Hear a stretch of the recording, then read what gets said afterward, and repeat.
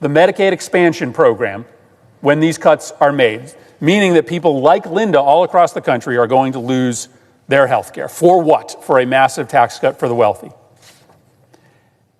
Emily Grinelli is a worker at one of Connecticut's biggest behavioral health and substance abuse providers. So every day she's talking to people who rely on Medicaid so that they can get help for their mental health disorder or their substance abuse disorder. And let's be honest, we all have somebody in our life who has a serious mental illness or has struggled with substance abuse. So you know these people.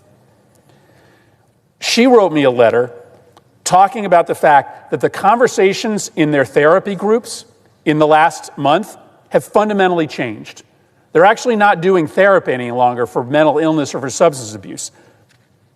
They are now doing therapy for the anxiety all these people have knowing they're about to lose their health insurance. One case manager told me, she writes, that she was working with a client to find housing, and the client now just wants to stop looking.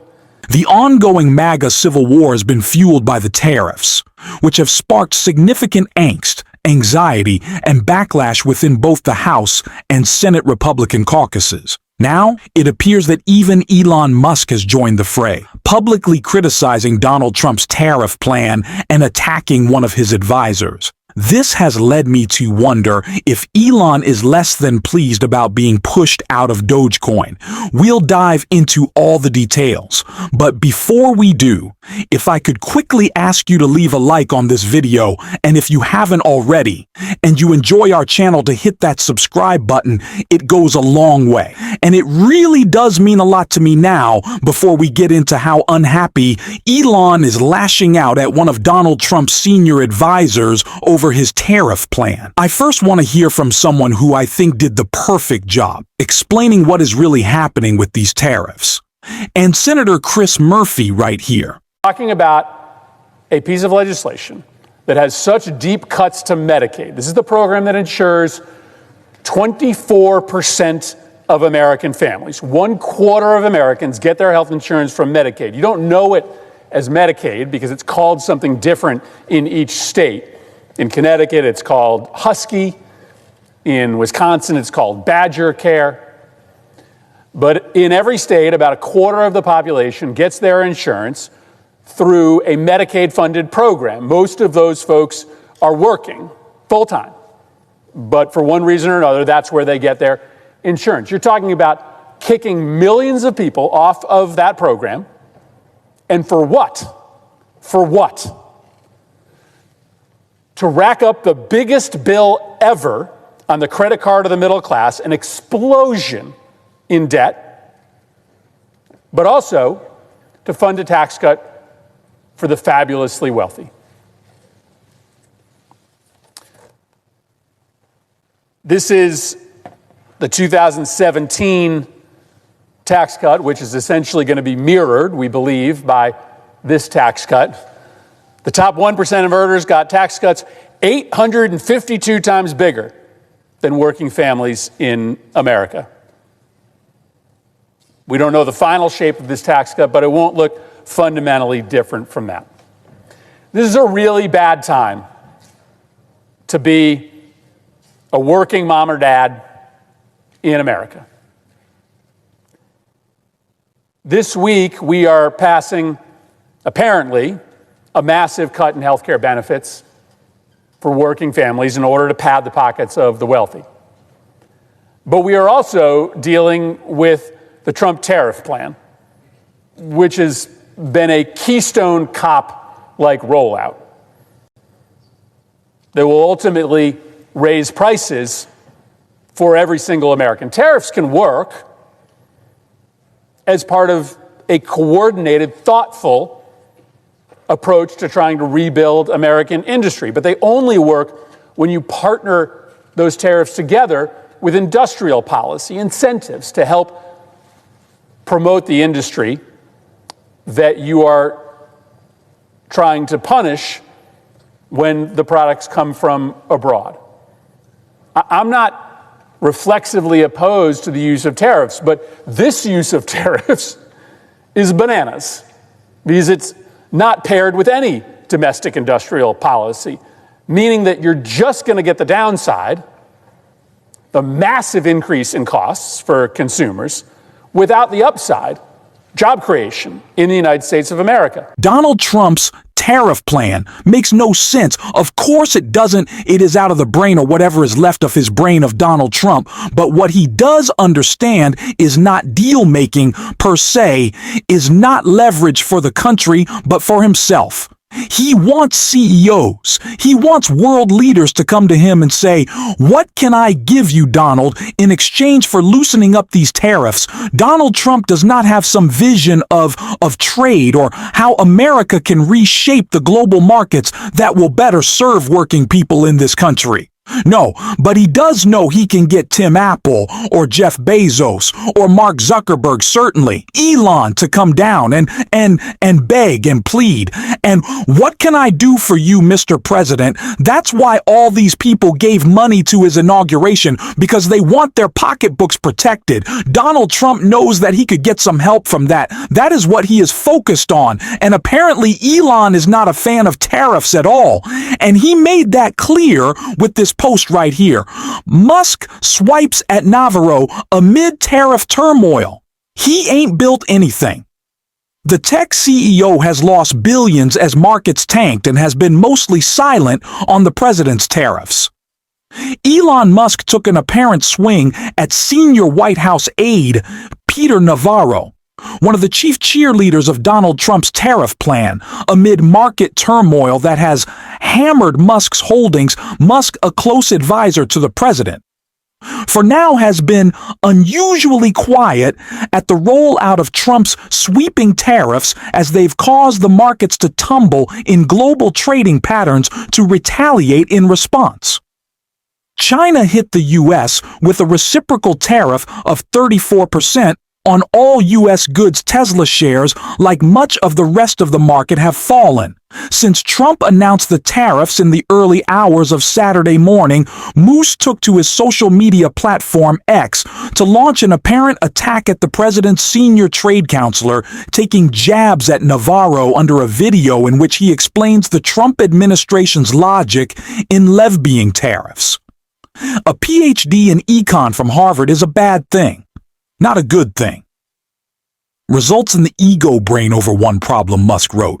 Navarro earned a PhD in economics from Harvard. In the 1980s, the Department of Government Efficiency head replied to another user's comment on the video, lauding Navarro's explanation, writing of The Economist, he ain't built anything. So Elon's losing money, and Donald Trump isn't happy, by the way. I saw a tweet just today, someone saying that all the billionaires who attended Donald Trump's inauguration have lost about $500 billion in the past couple of days as the markets have tumbled. I shouldn't laugh. We're all being affected, and they don't obviously care. It's a fraction of their net worth. If Jeff Bezos goes from $200 billion to $150 billion, that has no impact on his life.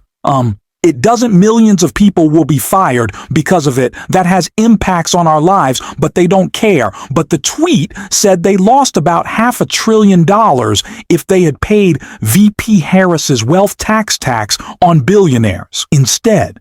Do you know how much it would have cost him? $36 billion over 2 years? I don't know if these people are good at business anymore. You made a bad bet. No. At no other time in American history have we seen the stock market rise more than under Joe Biden. And these people didn't want more of the Biden-Harris policies. It's okay. It's not okay, actually, which is exactly what Chris Murphy got into more in the rest of this clip. And so I just want to end by telling you what this means in real time. I don't actually know what it means to give billionaires another $50,000 in tax breaks. I really don't know what that means. I don't know what that life is like. I don't know what it's like to have 7 houses and 4 yachts. I don't know what a billionaire does with an extra $50,000. I can't actually explain that to you. I don't understand that kind of rapacious greed. What I do know is what happens to poor people, the people who live in my neighborhood on the south end of Hartford, when they lose their Medicaid. Linda lives in Sherman, Connecticut, a small town in western Connecticut. Following the economic downturn in 2008, Linda had trouble finding work. And that was tough for her because she's a cancer survivor. She had high healthcare expenses and she needed work.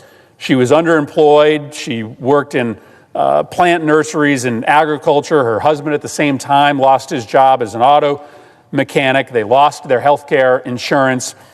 But then when the Affordable Care Act passed, Medicaid was expanded. More people were made eligible for Medicaid. And in 2010, she was able to sign up for Medicaid. She said, quote, "I had so much anxiety all the time about how to pay for health care. We were going through all of our money, and we just thought this isn't right. People shouldn't have to worry about just being basically healthy." But once she got health care, she was able to restart her life. Linda went back to school because now she had health care. She got a new degree. She found a job teaching agriculture at a local high school. But that program didn't provide health care, so she still needed that Medicaid. Medicaid, she says, just provides such a baseline for society.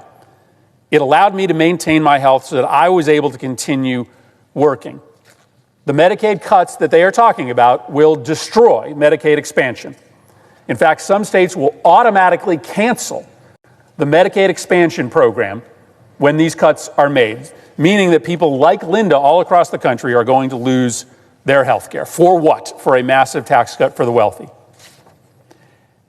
Emily Grinelli is a worker at one of Connecticut's biggest behavioral health and substance abuse providers. So every day she's talking to people who rely on Medicaid so that they can get help for their mental health disorder or their substance abuse disorder. And let's be honest, we all have somebody in our life who has a serious mental illness or has struggled with substance abuse. So you know these people. She wrote me a letter talking about the fact that the conversations in their therapy groups in the last month have fundamentally changed. They're actually not doing therapy any longer for mental illness or for substance abuse. They are now doing therapy for the anxiety all these people have knowing they're about to lose their health insurance. One case manager told me, she writes, that she was working with a client to find housing, and the client now just wants to stop looking because she feels like there is no point because she's going to lose her Medicaid. Republicans are going to strip her Medicaid from her. She won't be able to get her medication and services. She feels hopeless. A clinician told me about an hour-long session she had the day before. 75% of it was focused on the client's fear of losing her benefits and what that would mean for her and all the other clients. She shared with me that if there was a way for her to leave the country right now, she would. At this provider, 35% of their clients would likely lose access to mental illness and substance abuse services if these cuts go through. What are we doing? Why are we doing this? Why are my colleagues choosing to destroy health care for millions of Americans in order to pass a tax cut that basically helps corporations and billionaires and millionaires? It is fundamentally immoral. And I have to believe, like in 2017, when Republicans were trying to destroy the Affordable Care Act, which insured 20 million Americans, that there are a handful of Republicans who know that this isn't right, who maybe aren't ready to stop it today. Tonight's vote isn't the final vote, but might be willing to stand up to this thievery before it's too late. The people of this country who are getting killed by higher prices that are coming because of the tariffs and are going to be hurt by these Medicaid cuts and are going to be furious when the rich become richer at their expense. They are counting on just a small handful of my Republican colleagues. Tariffs represent the chaos, the stupidity, and the corruption of Donald Trump's administration. Really, the three things we need to hammer most, and it is certainly what we are going to be doing on this show. And if you want to support that, as always, you can hit that subscribe button, leave a like on this video, and if you stuck around to the end, you can drop a blue heart in the comments. And until next time, I'll see you soon.